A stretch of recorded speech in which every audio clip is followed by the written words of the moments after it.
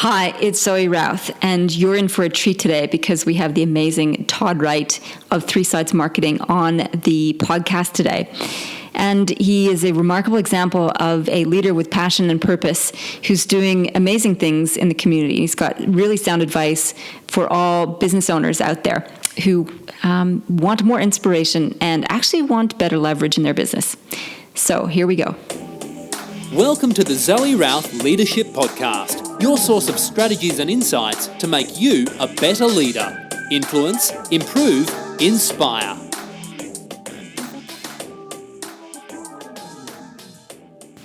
Hi, this is Zoe Routh, and I'm here today with Todd Wright, who's the co-founder of Three Sides Marketing here in Canberra. And he is a whiz-gun marketer. Now, full disclosure, I've hired Todd because he is so wonderful to help me promote the Edge of Leadership Unconference. So he is a guru, and I appreciate all of his insights in marketing. And aside from that, he is a great asset to the business community. He's a leader in his own right in his business, as well as in the business community and the community sector. So welcome, Todd. Thanks, Zoe. Great intro there. But that's the marketing intro, right? Yeah. Do I have to pay you to say that? No, that's me being truly appreciative of you. So a legit, genuine appraisal of your work so far. So tell me a little bit. Are you a Canberra guy? Canberra born and bred. I guess one of the things that my friends or family know me for is being one of the most parochial Canberrans you've ever met. So they say that it's hard to meet somebody that's actually born in Canberra, but I can definitely have that claim to fame. And I know that I love the place because I go on enough holidays to compare it to the rest of the world. And I always love coming home to Canberra, and grew up in Canberra, and proud public school recipient, public school education recipient, and just grew up on the south side, but now living on the north side, so I can talk from both perspectives. And if you're truly a Canberran, you'll know what that means. Spent a little bit of time overseas, sort of in my earlier years, in my earlier career, and now I have a family here in Canberra. So why marketing? I'm just curious about that. So because it seems like you've been in marketing forever, right? Is that right? Yeah, it's, I guess I was always not so much interested in the marketing side of things. I was interested in I always said to my mum from an early age, I said, I want to get a job where someone pays me to travel and talk to people. And I thought, okay, well, why don't I go and get a job as a Kentucky tour host or something? And then I went on one. I thought, I don't think I could survive. But even from an early age, I've always been interested in how to tell a good story, how to, I guess, influence, how to look at somebody's behaviour through, how you can communicate with people more effectively. And ultimately, I've always had a real interest in problem solving.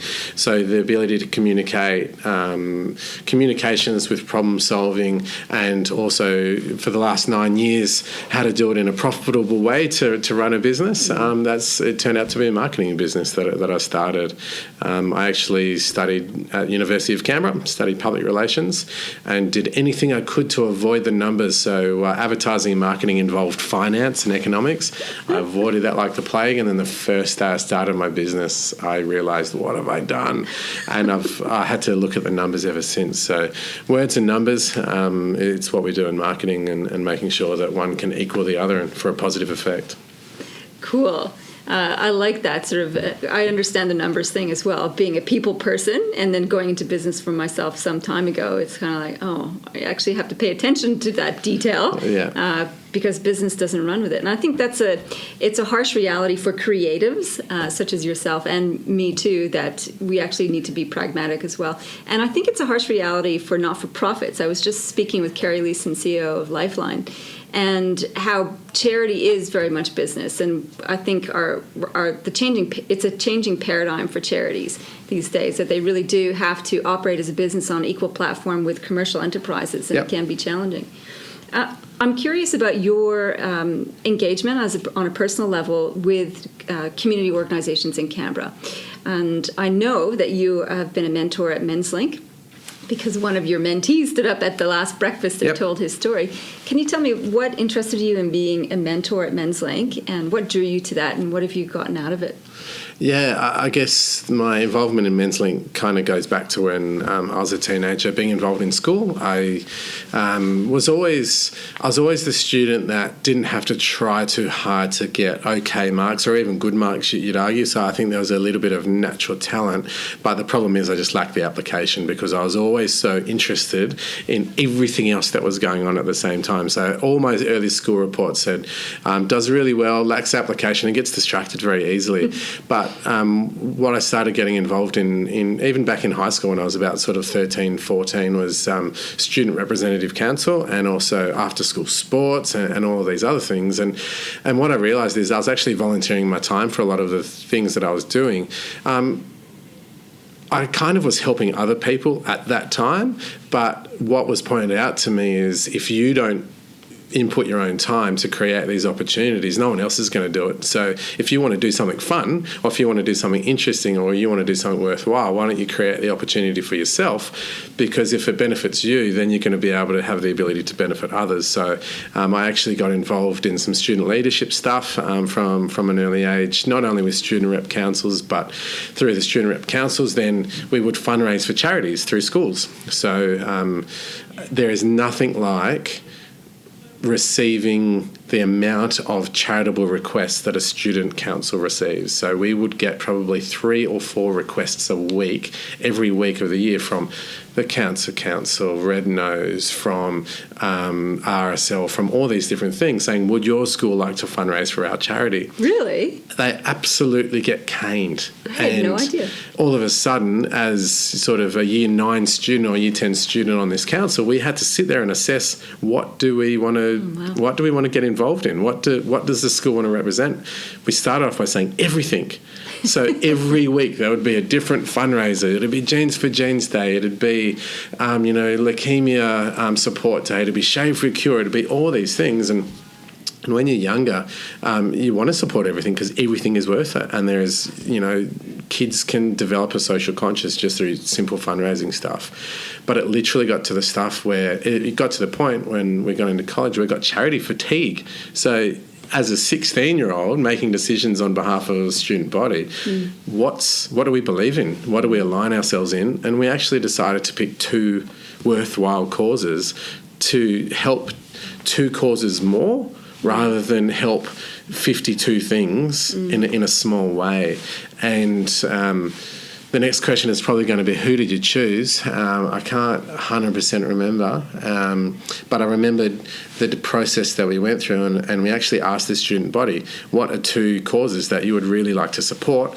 And we found one that was, it was a cancer support charity, which was, and it met back in the day, might have been the Kuma Monero Cancer Support Charity, Kuma Monero, which was one of the students on the student rep council had been diagnosed with cancer, and this was a way to support his family. So there was a personal connection there. And the other one was a charity that actually helped school kids interstate, because we had do we want to support globally? Do we want to support nationally? Do we want to support locally? What do we want to do?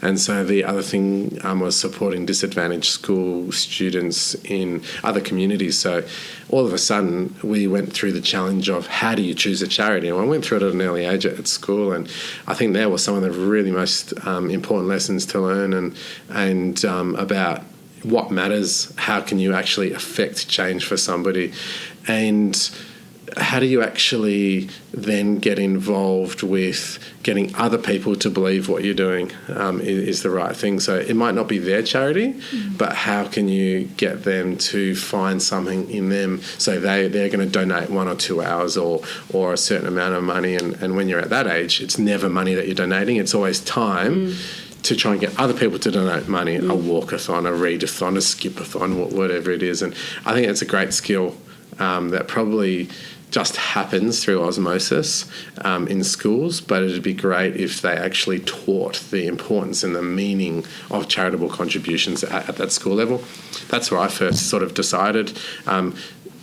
I then went through and took a few years off while I was setting up my business, and I sort of got volunteering fatigue, and was on a number of boards and helping a number of youth leadership organisations and stuff like that, and thought I've just got to take a break from everything.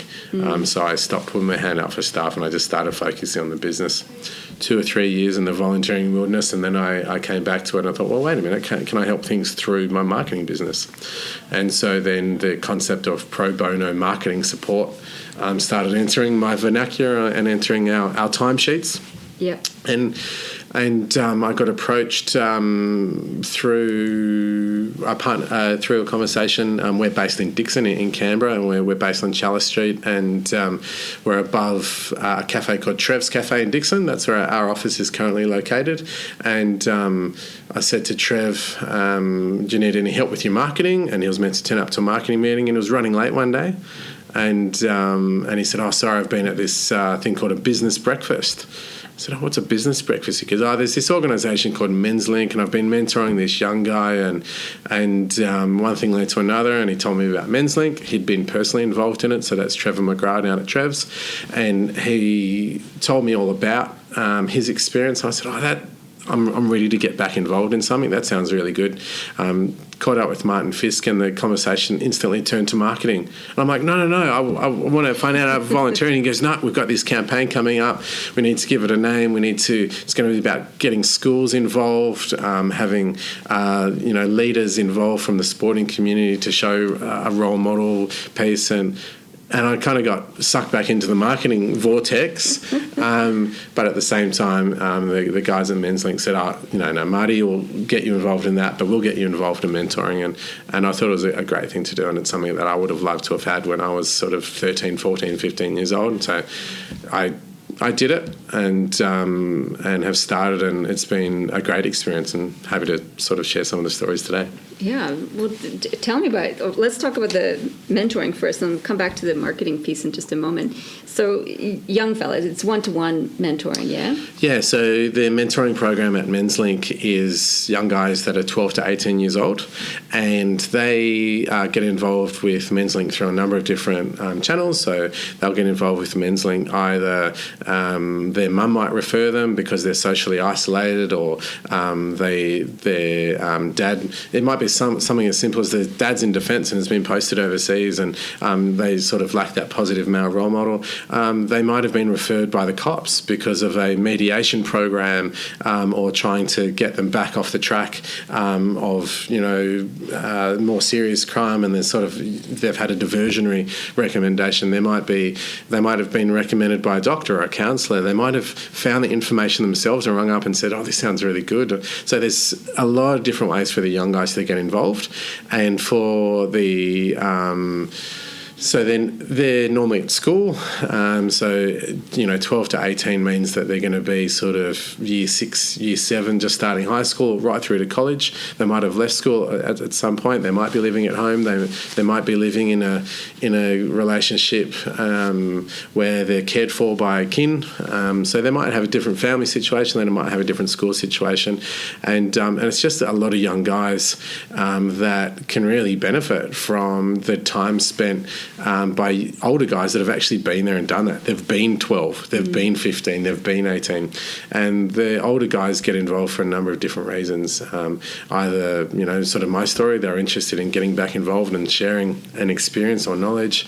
They might have had a family situation where they lacked a dad at home or a positive male role model, or they came from a broken home, or they came from a tough situation. They might have come from a situation where there was domestic violence or mental health issues or anything. So they might just be plain old blokes that think that their family's grown up, and they think, I've got some time to offer and maybe I can help a young guy. So there's a lot of different reasons to get involved as a mentor. I just put my hand up and I said, yeah, I'm interested. There's a training process, and then there's a matching process. And the matching process is funny because the young guys choose who they want their mentor to be. Yeah. The old guys just do all the team building and get to know you activities, and have to break down some of those professional stereotypes, that they might be used to relationships with their other mates or workplace relationships, and you just got to you've just got to learn to, be yourself again and introduce and show who you are. And it's amazing how good the judge of character these guys can be. And my mentor match turned out to be a guy called Tyson. And Canberra being the small place that he is, within, I guess, 2 weeks of starting our mentoring relationship, I worked out that his mum was in the school the year below me.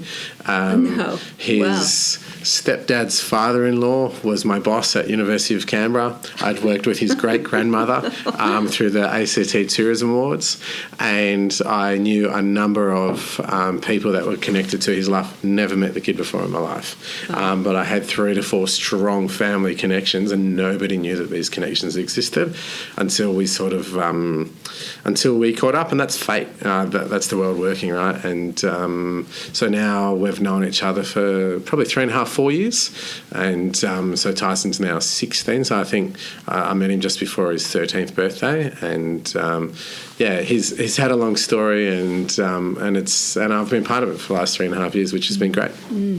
What's the most rewarding part for you?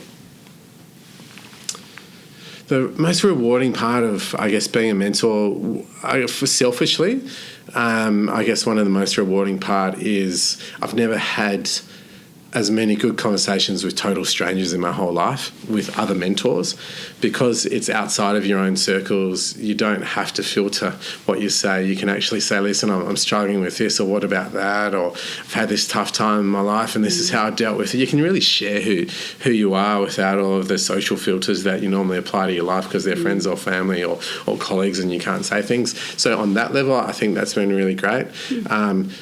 Finding out what it's like to be a young guy in 2014, 2015, 2016, at the time I've known Tyson, that's been really interesting because I'm so out of touch with that. I'm not old by any stretch of the imagination. I'm 37 this year, but I met Tyson when he was 12, and I was 12 24 years ago. Yeah. And some people will be sitting here listening, thinking, "Oh, I was 12 45 years ago," and unless you have your own kids and having that connection to what are the struggles of a 12-year-old, 13-year-old, 14-year-old, 15-year-old look like, I've learned to sort of get a bit of perspective on my problems, which aren't as big as they seem, because you've been able to compare it to a 14-year-old that thinks that their problems are world changing and hopefully to the point where they're not life ending, but you both give each other that perspective and you both share it and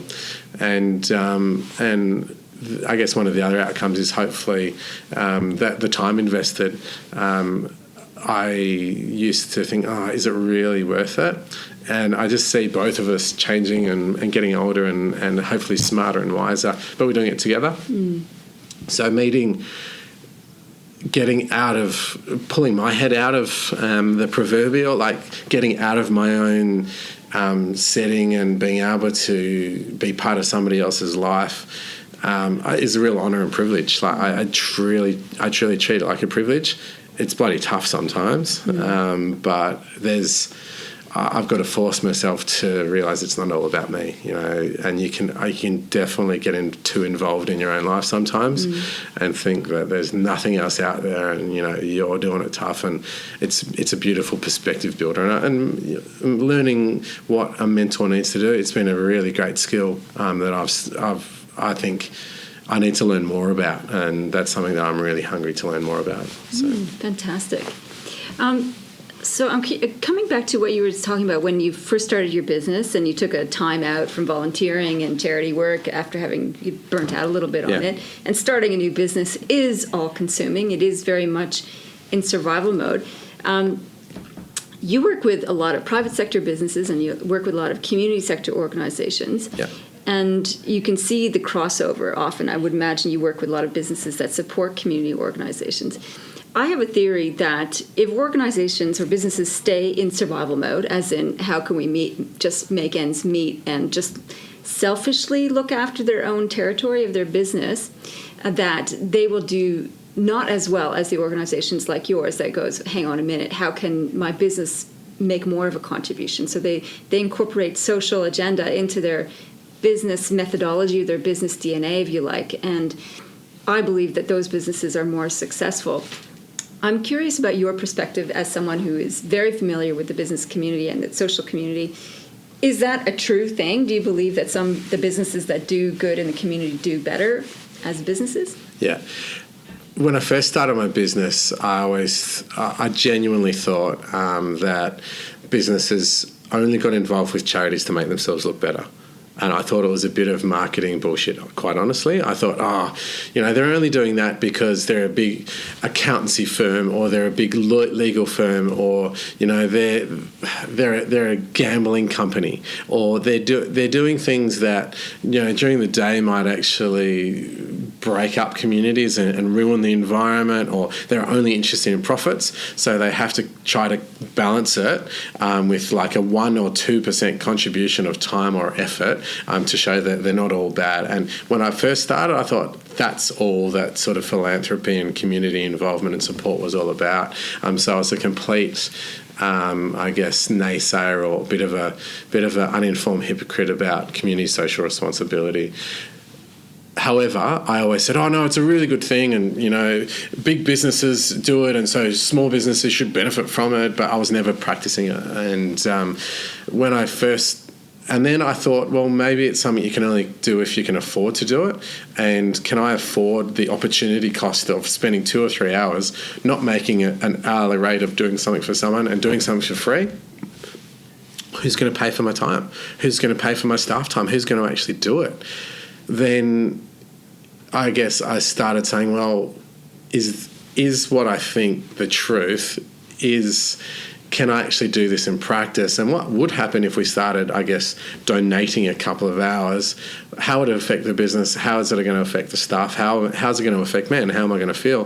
And then I thought, well, wait a minute. I've donated hundreds and hundreds of hours and time outside of my business doing this stuff, and I thought, well, why can't I do it inside my business as well? And then I realized, well, wait a minute, I'm in small business. When do you get a life? Why don't I use what I used to do in my life, which is contribute and volunteer and donate? Why can't I do that with my business? And I guess sort of blending the two, I started by saying, if you can pay me for this bit, can I offer you something extra for free?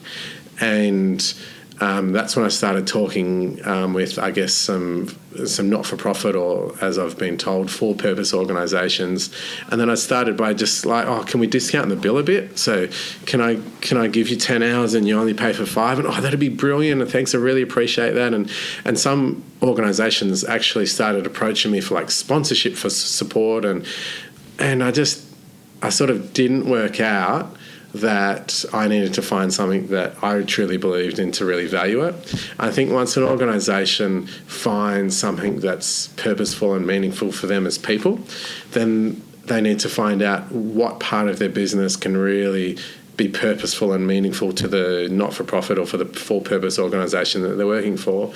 So can their services, or can what they do, actually help unlock resources that would have otherwise been spent on just getting the job done for that charity or that for-purpose organisation, and can actually help them provide more services for the people that they affect. So, for example, Men's Link.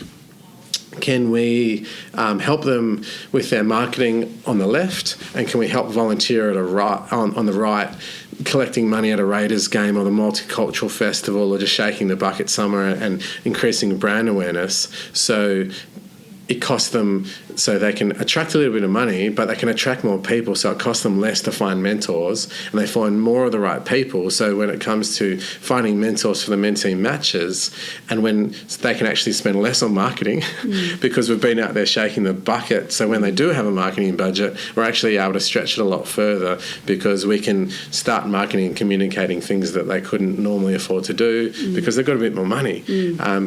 When my staff turn up and say, I've got something that I really want to support, and they tell me the reason why, I go, great, what's it going to take? Do you need other people involved, or is it just you?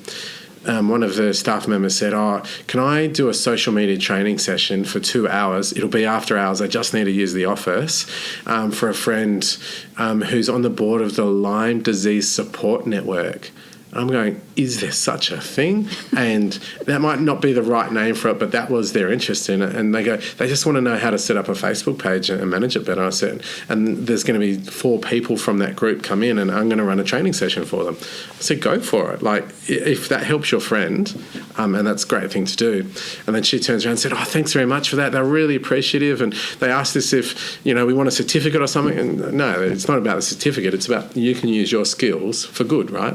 You can use your time, and it's more than just feel good. It's our company has been able to affect change, and we can make our profits during the day. We can make our money doing something else, but is it the money that's going to make you feel good, or is it the money that's going to change the community? Is it the profits that are going to do that? Or it's about the enablement factor that your business gives you to also add to those parts of your life which are really going to matter for you. And community social responsibility for me then turned into something real and something that exists, and not just something that we should be donating 1% of our time to. I have no idea how much time or money or effort we sort of donate, and I think if we calculated it, we might donate less. Because we might have to put a price on it and put a limit on it or put a cap on it. So we just don't do that.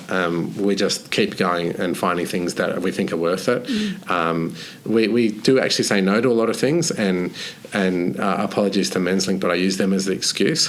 So we help them a lot, and we get involved with them a lot, and say, well, they're our chosen charity, but we help a lot of other people on the side. And if it's a small donation of money that we can support, we'll always support things that staff nominate first, or clients nominate second, because that's our little business community. And then if we can help close to home, the thing that the client's supporting, they might be doing ride, the MS ride from Wollongong to Canberra, or they might be doing a charity fundraiser which involves our client, who we like to sort of treat as friends, of them supporting their family or them supporting their school or community.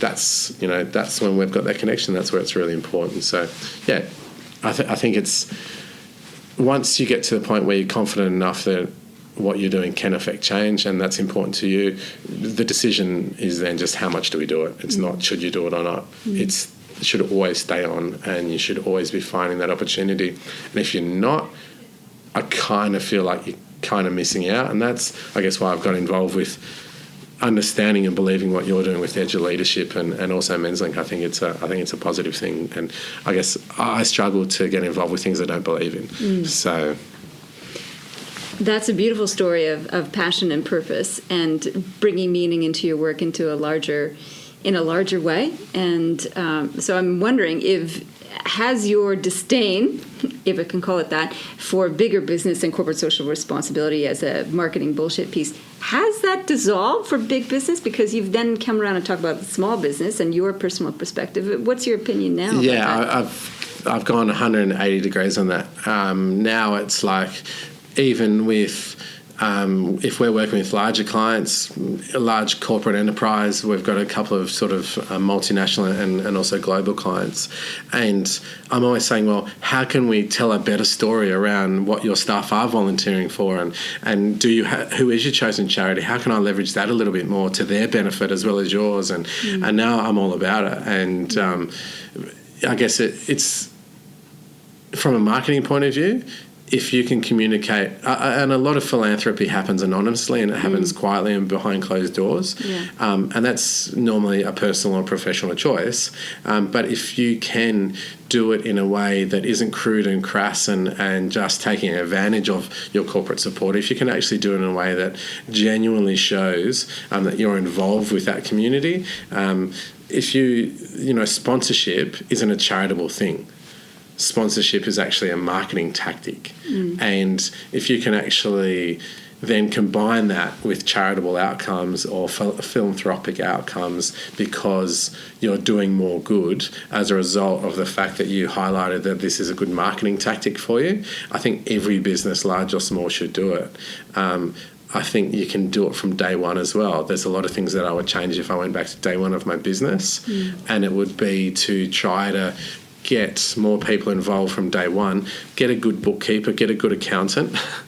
Especially if you're a creative type. Yeah. I nearly went broke trying to be a bookkeeper in the first 2 years of my business because I just was the worst at it and I kept putting it off, and the tax department nearly made the decision for me. So get a good bookkeeper, get a good accountant, join a good business network, find a good partnership, and find a cause that you can support, because business gets really tough. And sometimes you need excuses for why you're in business. And if even that 2 or 3% of your time is helping people, and in your moment of despair and your moment of why the bloody hell am I doing this, because you're doing it for other people, if that can be one of your excuses to stay there and get up the next day and deal with all the shit that business is throwing at you, do it. Like, include that in your sort of toolkit to start with. And I would love to have received that advice back in 2007, but I guess it turns out, when you start business, you feel like you're a not-for-profit anyway, and you do a lot of things that you don't get money for, and you volunteer and maybe include some charitable causes in your process of cutting your teeth and getting experience. And there's a lot of for-purpose organisations that will say yes to helping you get 100 hours of experience or 10 hours of experience of helping them. And all of a sudden you can now put this on here's our clients list. And we've worked with big organisations. You don't have to say that you weren't paid for it, because you were paid for it. They're going to let you put this on your testimonial list, and that's value. They're going to let you associate their brand. And there's a big value in that brand association. So it's quid pro quo. It's startup businesses should get involved just as much as one of the large accounting firms that's been in Australia for 100 years. Maybe they have the scale and capacity to do it. And the longer you've been, I kind of see the longer you've been in business, I think it's a great opportunity if you can scale that 1 or 2% might equal $1 million or $2 million, that's right, rather than 2 hours when you started. But as long as you keep it up, I think it's a really positive thing to do. And I think coming back to one of your key messages, it's got to be a cause that you believe in. Yeah. Because I think people will smell the insincerity if you're like, oh, I need a good cause. That one has a good brand. We'll do that. And I think that's where you had your hackles up, perhaps, or your spidey sense up about it. It's like, oh, are they really genuine about it? But if you pick a cause that resonates with your own values and what you want to contribute to the world, then all of that sort of wariness disappears, because when you talk to somebody and tell them why you support this, like you talk to your staff, people go, wow, you're fair dinkum. And they can feel the passion. So that's really great advice. I even look at that from a sort of a MensLink point of view, and I look at all of their sponsors and who decides to align themselves with an organisation like MensLink. And what I keep discovering is it's not necessarily about the financial or the professional contribution they can make. It's the benefit that MensLink can help them with normally gets them over the line. So for example, ACT Vets Rugby, the guys from MensLink actually went and did a talk over with the guys from Vets Rugby, and one of our clients, Just Cuts, wanted to get involved with MensLink, and Marty said it's not just about any money that you might be able to provide in the salon, it's the awareness. If we can talk to your hairdressers and talk to them about what MensLink does, and they provide counselling they're mentoring for guys between 12 to 18. They provide counselling for guys 12 to 25. One thing that every guy's going to need at some point is a haircut, right? And, hopefully, so a young guy that's been taken in by his mum that's 16 to get a haircut and isn't comfortable to talk to his mum, could he talk to his hairdresser? And just say, I spoke to this guy's called MensLink, and they do this Silence is Deadly program in schools. Oh, yeah, I've seen that at school. And they go, so how do you go talking to your mates? Or, it's amazing what, that joint support can actually lead to. And for MensLink, the biggest outcome is actually about getting more people, not just using MensLink services, but understanding the whole point. And if it's about having simple conversations and helping, guys talk to each other and stopping their small problems becoming big ones, if we can do that outside of schools, if we can do it in the hairdressing salon, if we can do it on a building site, if we can do it on a sports field, if you can do it in a locker room, if you can do it, in a cafe, if you can actually affect behavioural change from guys to realise that they don't have to be mute men that can't share their feelings and can't talk to each other. That's a massive job, and Men's Link are only doing it in Canberra. There's a whole world to change, right? So if you can do that through associating with organisations that believe in what you're doing and can share that cause, then the multiplier effect kicks in, and you're not just an organisation based in Holder with 7 or 8 staff and hundreds of volunteers. You're out there. You're amongst it and you're everywhere. So fantastic. Last question. What's your philosophy on leadership as someone who runs their own business and is a leader in the community? My philosophy on leadership, I think it's, I guess a good leader is one that shares responsibility. I think leadership is something, and even doing some of the work with you and having a chat to Cheryl and asking some tough questions, leadership is something that doesn't happen, that it's a continual learning process. I believe a good leader is someone that can share a vision and a direction, and then provide the support and energy to people to help get them there together. So I don't think it's just about motivating a person and helping them get there alone. I think a good leader is somebody that can, form a team, whether it's be 1 or 2 people or 1 or 100 people. But a leader is someone that you can inspire